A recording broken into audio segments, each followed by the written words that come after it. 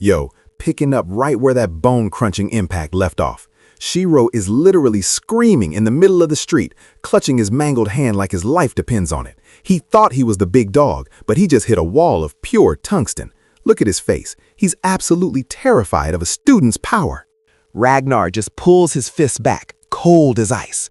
Bro, you gotta understand, 3 months of hellish training has turned his armament haki into something else. Level 2 density is no joke. He's looking at this chunin like he's just a warm-up exercise. Shiro is losing it. He's snarling, "You damned brat!" The humiliation is eating him alive. A noble Uchiha getting pushed back by an academy refugee? He can't let the civilians see this. His eyes are turning red-black with pure, murderous intent. He lunges forward with a chakra-enhanced kick. Boom! But Ragnar doesn't flinch. He meets that strike with a hardened shin. The impact is so heavy, the cobblestones literally vibrate. It's like kicking a steel beam, bro. The fight becomes a total blur of strikes. Every time Shiro lands a hit, he winces because Ragnar's body is a sentient anvil. Shiro's Sharingan is spinning, predicting every move, seeing every opening. But check this out. Even though the Sharingan sees the move, Ragnar is using observation haki. He's moving his body by millimeters, dodging based on Shiro's will before the attack even starts.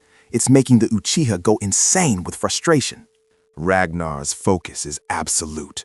This isn't just a fight, it's a crucible. He coils his body like a massive spring, his right fist turning pitch black and compacting that level 2 haki. The air around his knuckles is literally warping from the heat. He unleashes it. Whoosh! Bang! Shiro tries to guard, but it's hopeless. That black fist smashes right through his defense. Crunch! He's sent flying through the air like a rag doll.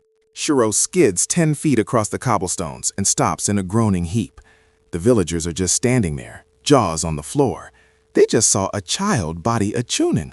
The disrespect is legendary. And then the notifications start popping. Ding, plus 20 XP. Ding, plus 40 XP. Ragnar's experience bar is jumping. Fighting stronger dudes is the ultimate cheat code for grinding levels. But Shiro isn't done. He stands up, his arm hanging at a disgusting angle, and he's gone feral. He's weaving seals at light speed. Ram, boar, snake, tiger. He's breaking the village law. Fire release. Great fireball technique. A massive sun of fire roars down the narrow street. It's hotter and bigger than anything his brother ever threw. Ragnar just stands there, calculating his move. He doesn't want to show his full hand yet. Suddenly, water release, water dragon bullet. A new voice echoes out, and a massive serpent of pressurized water erupts from the ground. It slams into the fireball. Sssss. Boom! The street is instantly covered in thick, scalding steam. When the mist clears, an Anbu operative is standing right there. Porcelain mask, red markings, the Hokage's personal shadows. He tells Shiro to explain himself for using lethal jutsu in the village. Shiro tries to lie. He's like, "This kid is a spy. I was just trying to detain him." Bro, the entitlement is crazy. He's trying to use his status as a police captain to cover up his L. The Anbu isn't buying it. He tells Shiro that the military police need direct authorization for this, and he has none. Stand down. The authority in his voice is chillin', bro. Shiro is fuming, but he's not suicidal. He gives Ragnar one last death glare, calling him a rat, and stalks away into the mist. He's cradling his broken arm, but you know this isn't over. The Anbu turns to Ragnar and says, "You handled yourself adequately. The organization needs people with resolve." And then, poof, he vanishes in a cloud of smoke. That's a massive hint for the future, guys. Ragnar stands alone on the damp street. He won the fight, but he knows he just kicked a hornet's nest. The Uchiha aren't just annoyed anymore.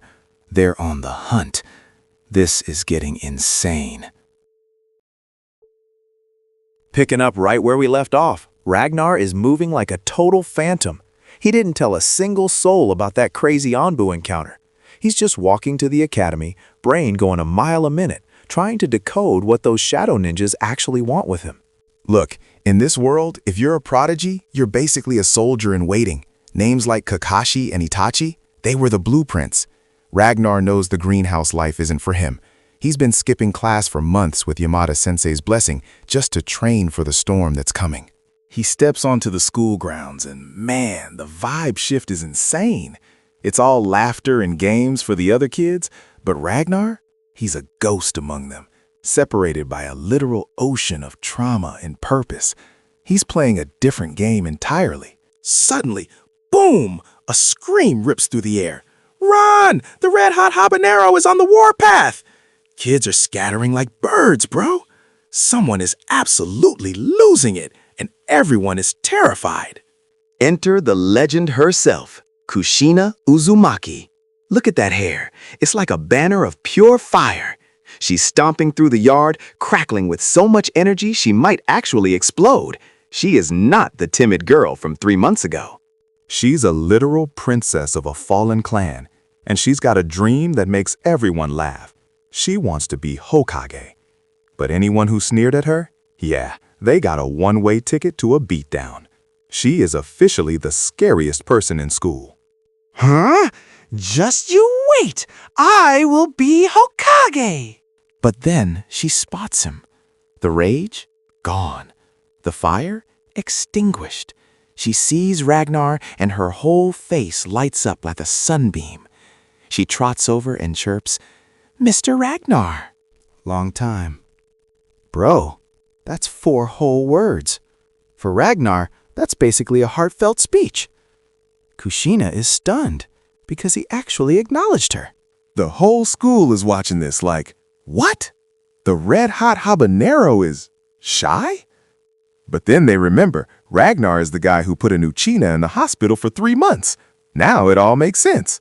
Ragnar doesn't even linger, man. He just turns and keeps walking, cold as MC in history.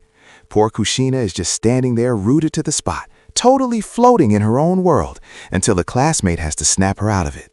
Inside the classroom, Yamada-sensei and Ragnar share this deep, silent look. No words needed. Ragnar is listening to chakra theory, but he's using Haki to cross-reference everything.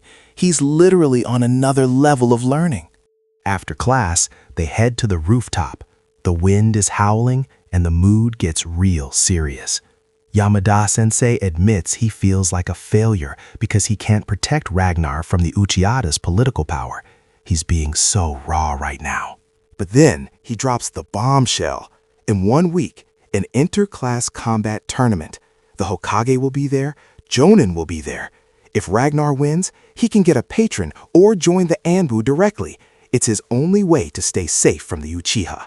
Ragnar doesn't even hesitate. He looks his teacher in the eyes and says, "I will participate, and I will win." You heard the man. He's going for the gold. But Ragnar wants to know why Yamada is helping him so much. Yamada lights a cigarette, takes a long drag, and says the words that change everything. Because after the tournament, I'm being deployed to the land of rain. I don't expect to come back. The war drums are beating, guys. This isn't just a teacher helping a student. It's a final legacy. Yamada-sensei is going to war, and he wants to make sure Ragnar survives the storm. This is getting crazy. Get ready for the tournament. Picking up right where we left off, the sun is setting over Konoha. But man, it's not all peace and quiet. This beauty is built on the blood of guys like Yamada-sensei, the unsung heroes who might never see the dawn of the war they're about to fight. Ragnar, in these last days, I just want to be a proper teacher. Konoha is flawed. It makes mistakes. But you have to believe it can grow. Don't hold its failures against its future. Bro, Ragnar is walking through the streets, and Yamada's words are hitting hard. The man is literally walking to his death for a village that just sees him as a statistic. Talk about loyalty bordering on madness. But Ragnar, he's playing 4D chess. He's not about that blind loyalty. He's like, Konoha provides the resources, I provide the results. It's cold, calculated, and honestly, smart as heck. He gets back to his cabin, and everything is pitch black. He strikes a match. The shadows start dancing. And then, bam! Something is on the table that definitely wasn't there before. He opens the scroll, and it's a total nightmare scenario. Kushina, Forest of Death, come alone. No signature needed. We already know who's behind this snake move. And then the scroll literally combusts. It flashes red and turns to ash right in his hands. No evidence, no witnesses, just a direct challenge to a fight. Ragnar knows exactly who it is. Uchiha Shiro. That guy got humiliated twice in one day, and now he's using Kushina as bait? Bro, that is the definition of a death warrant. Ragnar's not stupid. He knows it's a trap, but he doesn't care. He's donning the dark training gear and moving like a shadow toward the Forest of Death. It's go time. Meanwhile, at the Hokage's office, the big dogs are talking. And Anbu vanishes in a puff of smoke, and standing there is none other than the slug princess herself, Tsunade Senju. Oh man, are you seriously letting the Uchiha walk all over everyone? This is getting ridiculous. Hirazun is just puffing on his pipe, totally chill. He says the Uchiha have a sickness in their pride for targeting an academy student like Ragnar. He knows what's up. Wait, Ragnar? Tsunade remembers him. She was the one who rescued him 3 months ago. And Hirazun drops a bomb. The kid has physical strength just like hers. Tsunade's interest is 100% peaked now. She bolts out of there, but not before telling Hiruzen to pay her gambling tab. Absolute legend behavior, honestly. Back to the Forest of Death. Ragnar is using level 2 observation Haki to map the terrain. He finds Kushina tied to a tree, but wait, his senses are telling him something is wrong. Boom! It's a substitution. The image wavers, and it's just wood.